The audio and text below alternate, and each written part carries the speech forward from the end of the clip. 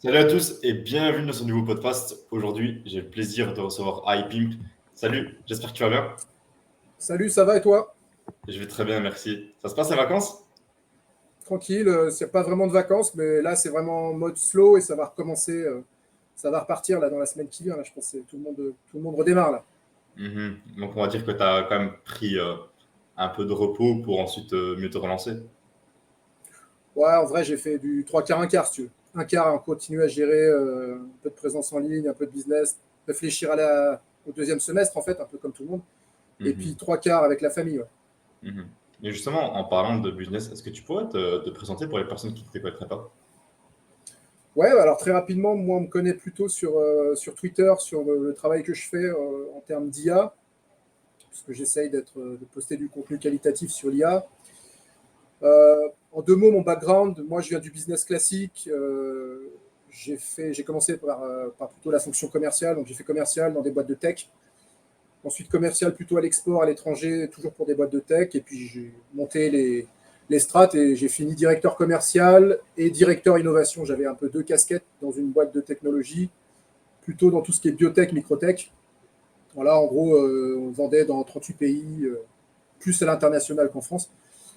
Et moi, du coup, j'étais responsable de structurer tout ça, recruter les commerciaux, les former et puis aller faire du business à l'étranger. Et voilà. Et après, j'ai changé de boîte. Je suis allé dans une autre startup faire à peu près la même chose, dans un autre domaine technologique. Et après, à partir du début de cette année, j'ai fait un virage. Je suis sorti du business classique et je me suis mis sur le business en ligne. Au départ, avec plutôt l'intention de faire de l'infoproduit, du business en ligne classique, quoi, entre guillemets. Mon idée, c'était euh, pas d'employés, enfin, le moins d'employés possible, le moins de frais de structure, enfin un truc hyper lean et essayer de faire levier sur tout ce qui est digital pour vendre des produits, plutôt de l'infoproduit sur différentes thématiques.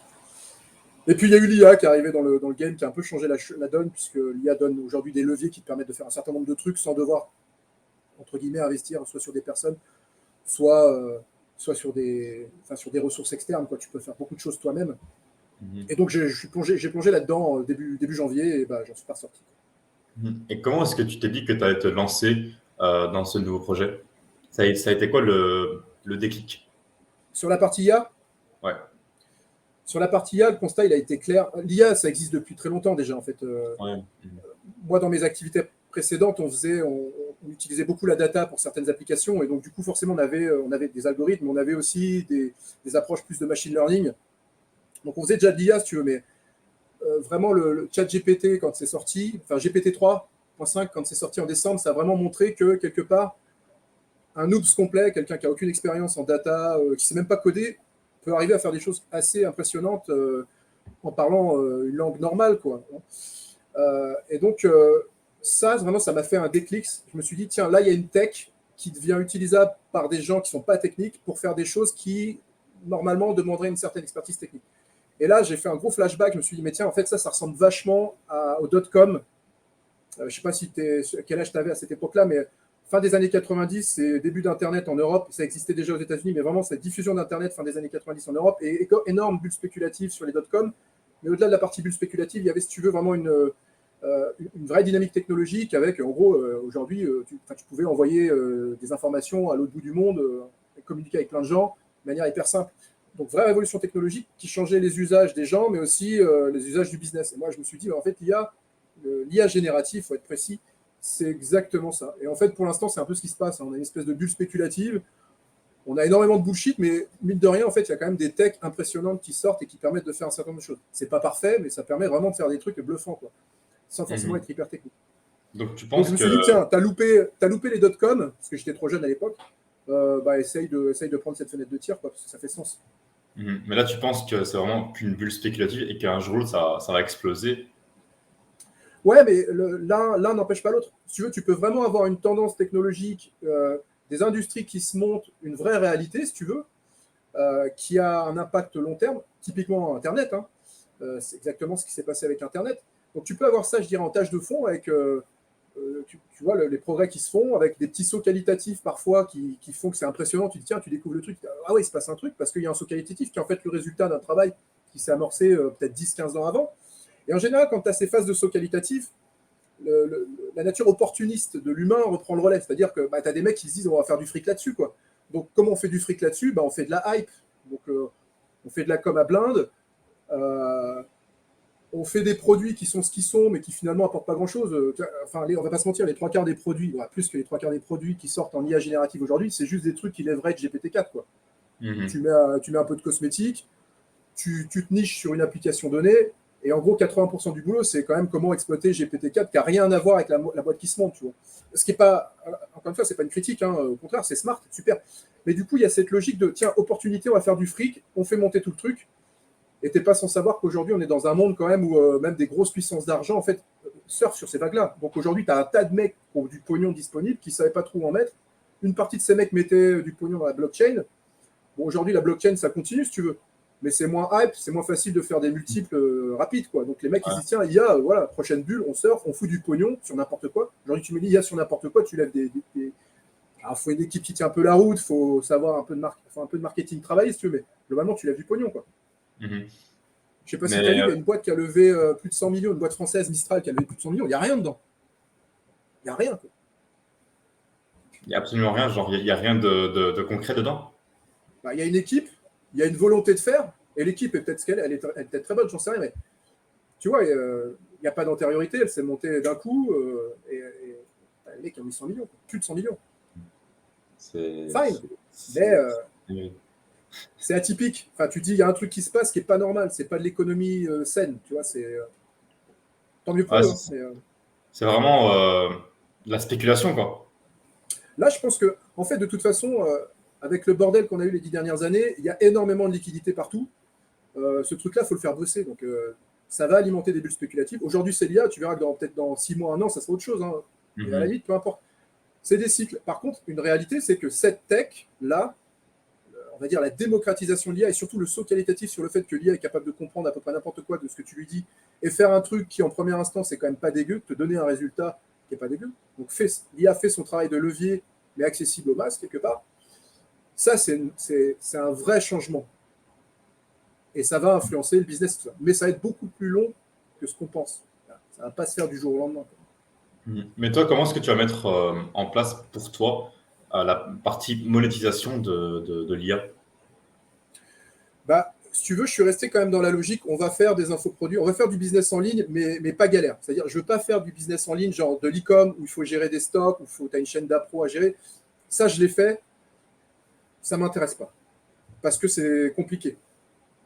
Si tu veux à la fois gérer la logistique proprement, que le client soit content parce qu'il est livré à temps et tout ça, ça demande vraiment on va dire de l'énergie, des moyens, donc c'est pas ce que je voulais faire.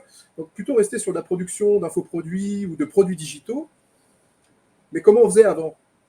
Avant, on faisait un peu de marketing, on trouvait une niche, on montait un produit. Après, on prenait des freelances, des VA, des trucs, des virtual assistants, etc. Bon, là, l'idée, c'est de se dire comment, quelque part, on peut leverager un maximum l'IA pour finalement que une grosse partie du process de prod et même de distribution soit gérée par l'IA, de sorte que finalement, tu puisses faire. L'idée, si tu veux, c'est de faire un business of one, quoi.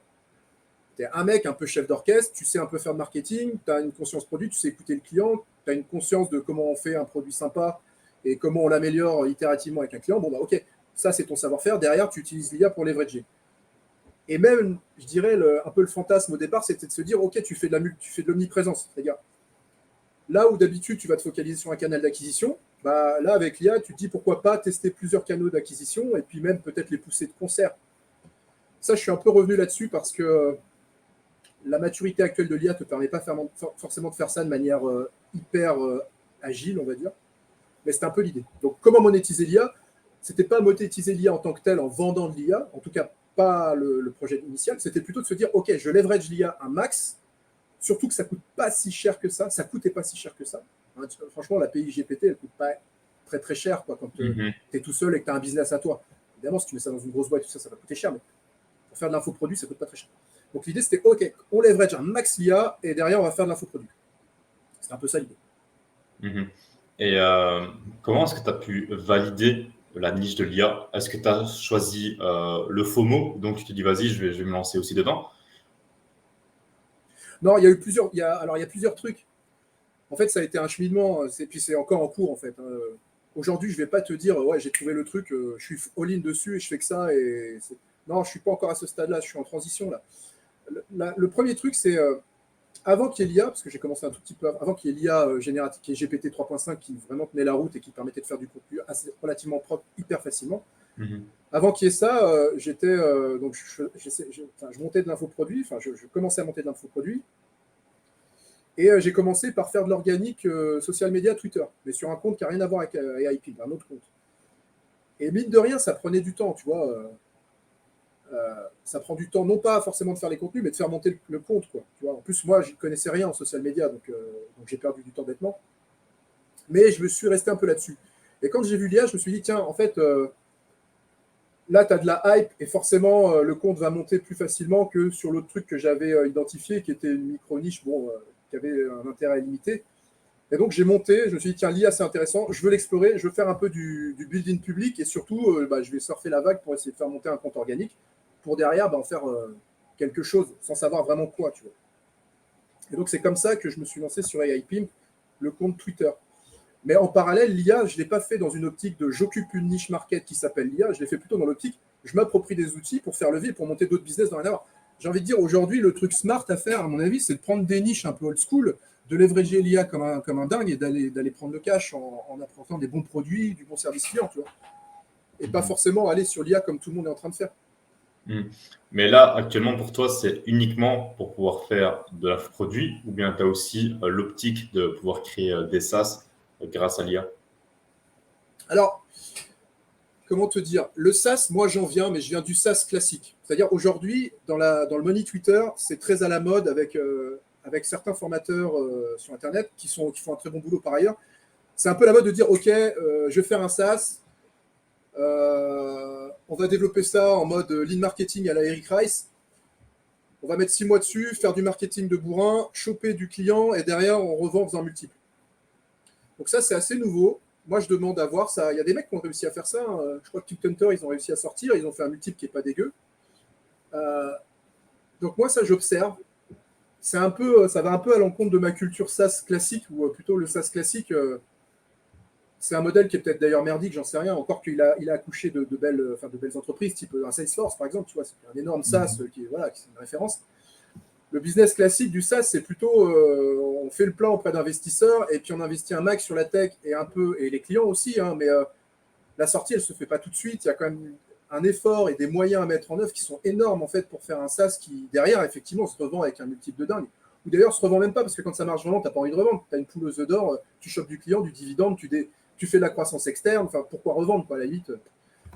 Donc voilà. Donc aujourd'hui, pour répondre à ta question, moi, je ne suis pas du tout dans l'optique de faire du SaaS un peu en mode berserker ou en mode commando comme le font les mecs du Money Twitter. Je ne sais pas trop ce que ça donnera. J'en vois beaucoup qui font ça, mais j'en vois beaucoup qui font des SaaS qui ont une valeur ajoutée qui n'est pas. Je ne suis pas sûr que ce soit très pérenne. Mhm. Mais on verra, encore une fois, je n'ai pas la science infuse. Donc, moi, je ne veux pas faire de SaaS, c'est sûr. Ça va trop à l'encontre de mon envie de simplicité. Et je pense que ça demande quand même des moyens importants. Il faut une équipe, il faut un peu de thunes quand même. Mhm. Mais Voilà. moi, je pense que les personnes qui font des SaaS sur Twitter, ils se disent, OK, on n'a pas trop de moyens, on va lancer un MVP. Et si ça plaît à la communauté, là, on apportera les moyens et créer une très belle structure. Donc, Ouais, moi, je me dis que c'est quand même une bonne chose d'essayer de faire du building public pour voir si vraiment le projet plaît et ne pas attendre d'avoir des investisseurs pour montrer le projet, etc. Parce que là, on voit vraiment que c'est vraiment la communauté qui, euh, qui, qui aime le produit et le prend. ouais, non, mais attends, en fait, c'est un super modèle. Hein. Encore une fois, moi, je critique pas le modèle. Je trouve que c'est super. Tu t'évites tes déconvenus avec des VC qui sont casse-couilles. Moi, j'ai eu des VC dans les boîtes passées. J'ai dû gérer des VC, j'ai dû virer des VC. C'est chiant, quoi. C'est vraiment chiant. Ça te pompe de l'énergie, ça t'empêche de développer ton business. Donc, c'est super bien de se dire, on va pas aller se prostituer, prendre de la thune à je sais pas qui, donner 20% de la boîte, alors que pour l'instant, la valo, elle est merdique. Donc, le mec, il met pas beaucoup de thunes, on donne 20 pions. Le gars, il va nous faire chier, il va rien nous apporter dans la plupart des cas. Donc moi, je suis super open sur ce modèle. C'est juste ce que je dis. Moi, j'ai envie de simplicité. J'ai pas envie de monter des grosses équipes. J'ai pas envie de ça. Je l'ai fait. J'ai pas envie. Donc, et je pense pas que tu puisses développer des SaaS comme ça et vraiment porter le truc haut sans à un moment devoir gérer cette complexité. Mhm. Tu vas pouvoir faire quelques dizaines de milliers d'euros avec ta première communauté. C'est super, ça te permet de valider le modèle, ça te permet de faire aussi du retour marché pour savoir ce qui plaît vraiment, quelles sont les features à développer. Donc ça, fine, super. Mais derrière, quand tu vas vouloir scale, il y a un moment, il va te falloir de la compétence, il va te falloir donc, des équipes compétentes à manager, il va te falloir des mecs intermédiaires qui managent les mecs compétents. Donc ces mecs-là doivent être compétents aussi, il faut les payer. Est-ce que ton cash flow suffit à payer tout ça? Pas forcément, donc il va falloir aller chercher du fric auprès d'investisseurs. Est-ce que c'est des potes de ton réseau, des mecs qui ont bien réussi dans le digital? Why not? À la limite, super, même culture, ça peut fonctionner. Est-ce que tu vas devoir aller voir des institutionnels, les mecs qui font du VC, du venture capital? C'est un autre délire. C'est hyper intéressant, hein. Pas de souci, mais moi, j'ai envie de simplicité là, en ce moment. Ouais, je comprends. Mais toi, du coup, avec ton compte, comment est-ce que tu vas scale à partir de quel moment tu vas commencer à pouvoir monétiser et du coup scale également? Écoute, avec le compte actuel, je pourrais déjà faire des petits funnels pour de la formation et tout ça, et ça ferait rentrer un peu de cash, mais j'ai pas vraiment envie de faire ça parce que je trouve que encore une fois, c'est pas très pérenne. Si tu prends du cash tout de suite, c'est cool, mais c'est pas forcément hyper pérenne, c'est pas la vision que j'ai du truc. Là aujourd'hui, moi, je suis sur deux aspects. Je continue à développer l'organique, je continue à suivre en fait ce qui se fait en IA et à l'utiliser pour moi-même. Et je pense que je vais faire deux choses. C'est, je vais même pas forcément monétiser le compte AIPIM. Tu vois, le compte AIPIM, c'est juste, pour moi, c'est un peu une vitrine et puis c'est l'occasion aussi de prendre en compétence sur du développement organique, quoi, du développement de Twitter, quoi. Donc c'est plus pour moi, c'est plus un exercice que vraiment un business en tant que tel. Moi, mon business, quand je vais le monter, ça va être plutôt d'aller explorer des niches qui n'ont rien à voir avec l'IA et de leverager à mort l'IA pour être capable d'apporter de la valeur sur ces niches-là, d'aller choper du lead, d'aller satisfaire du client en ayant, si tu veux, une dépense d'énergie minimale, une dépense de cash minimale. C'est un peu ça mon truc. Ça, c'est un premier axe. Mais je pense que c'est quelque chose qui va prendre un petit peu de temps parce que ça va être itératif, hein. En gros, le process, c'est assez simple, hein. C'est tu fais de la recherche de niche, donc en fonction de ce que veulent les gens, des besoins, etc. Tu fais de l'ads pour voir un peu quel est le bon angle, et puis derrière, quand tu chopes un angle, là, tu mets un peu plus de moyens, tu chopes du lead, tu construis le produit. C'est un peu ça l'idée. Donc ça, c'est un premier truc que je vais faire. Et comme il faut quand même faire rentrer des sous, je pense que le deuxième truc que je vais faire et que je suis en train de mettre en place, c'est plutôt faire du conseil en IA, c'est donc aller voir des vraies boîtes. Quand je dis des vraies boîtes, c'est des structures qui existent déjà depuis un certain temps, qui ont probablement des problématiques de production plutôt, on va dire, quand je dis de production, c'est des problématiques opérationnelles, probablement plutôt sur la partie commerciale, puisque c'est de là que je viens, et quelque part de les aider finalement à démarrer dès maintenant avec l'IA générative pour pas attendre trop longtemps et pas finalement se faire dépasser par des concurrents qui seraient un petit peu plus early adopters. Ça va être plutôt ça mon positionnement. Donc là, ça va être faire jouer le réseau et puis aller voir les mecs en bugne à bugne et puis leur faire des diags et derrière implémenter. Et là, actuellement, tu as déjà eu des opportunités par le biais de ton compte? Du compte Twitter? Oui.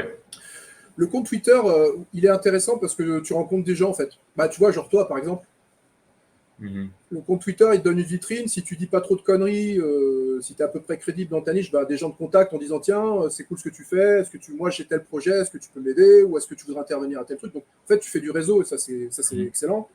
En faisant du réseau, bah, tu fais le tri, tu trouves des gens qui sont sérieux, avec lesquels tu peux faire des projets, sur lesquels tu peux compter que tu peux faire venir sur certains de tes projets potentiellement. Enfin, voilà. Donc, pour moi, le gain du compte Twitter, c'est plus du réseau. Il y a un gain de savoir-faire pour moi, parce que moi, je te dis, il y a 6 mois, Twitter, j'ai jamais utilisé, quoi. Enfin, j'avais pas de réseaux sociaux, en fait. J'étais sur LinkedIn parce qu'il faut, mais quand tu es dans le business classique. Mais réseaux sociaux, j'ai même pas fait. Moi, j'ai jamais utilisé Facebook, tu vois. Donc, pour moi, c'est un exercice d'apprendre quand même comment fonctionne ce réseau, ce système. Et puis derrière, le réseau de personnes. Trouver des gens qui sont un peu dans le même esprit, la même gamberge, qui ont envie de faire des trucs et détecter des compétences. Voilà. Okay. Et sinon, où est-ce qu'on pourrait te retrouver sur les réseaux? Bah, moi, c'est surtout Twitter. Hein. C'est surtout Twitter. Hors Twitter, nulle part ailleurs. Hein. Si tu veux, j'ai monté d'autres trucs, mais je dois avoir une chaîne YouTube, j'ai un compte Instagram. J'ai un compte sur tout, si tu veux, mais le seul truc que je pousse vraiment, c'est Twitter. Je suis un peu dans l'optique. Parce qu'il y a plusieurs écoles. Hein. Il y a ceux qui veulent être vraiment présents sur tous les réseaux, essayer de faire. Voilà. Et puis moi, je suis plutôt dans l'optique un canal, une niche, un produit, quoi, si tu veux. Et puis, et donc là, je me focalise. J'ai eu la tentation d'aller d'aller sur TikTok, sur YouTube en disant tiens, pareil, je vais faire de l'IA. Aujourd'hui, monter une chaîne TikTok, faire des vidéos IA, c'est facile. Hein. Mais pour moi, ça représente de la complexité additionnelle que j'ai pas envie de gérer. Et surtout, je crois beaucoup au focus. C'est-à-dire, quelque part, il faut prendre un véhicule pas trop débile et il faut prendre un marché qui est quand même en expansion. Mais globalement, si tu respectes ces deux critères, après, tu choisis à peu près n'importe quoi. Et si tu t'y consacres full time avec toute ton énergie, ton intelligence et que tu t'erres vite, tu vas réussir. Tu vois. Donc, ça ne sert à rien de se disperser. Enfin, c'est ma philosophie. Éviter de se disperser et plutôt éliminer. Quoi. Ok. Bon, en tout cas, merci à toi pour aujourd'hui. C'était vraiment un régal d'échanger avec toi par rapport à un peu le monde de l'intelligence artificielle et aussi des SaaS. Et d'ici 6 à 7 mois, on se retrouvera pour un autre podcast pour voir l'évolution, pour voir si tu as pu augmenter ton audience, pour voir si tu as pu même monétiser ceci. Et en tous les cas, on reste en contact. Avec plaisir. Merci à toi, Baki. Et puis, bonne continuation et on reste en contact sur Twitter. Merci. On se retrouve bientôt. Salut. Allez, ciao. Du coup, voilà les gars, c'est la fin de ce podcast. J'espère que vous avez aimé. Si vous avez aimé, n'hésitez pas à vous abonner à la chaîne, à aimer la vidéo, à commenter, à me suivre sur le réseau et aussi à suivre iPim sur son Twitter. On se retrouve pour un prochain podcast et à très bientôt. Salut.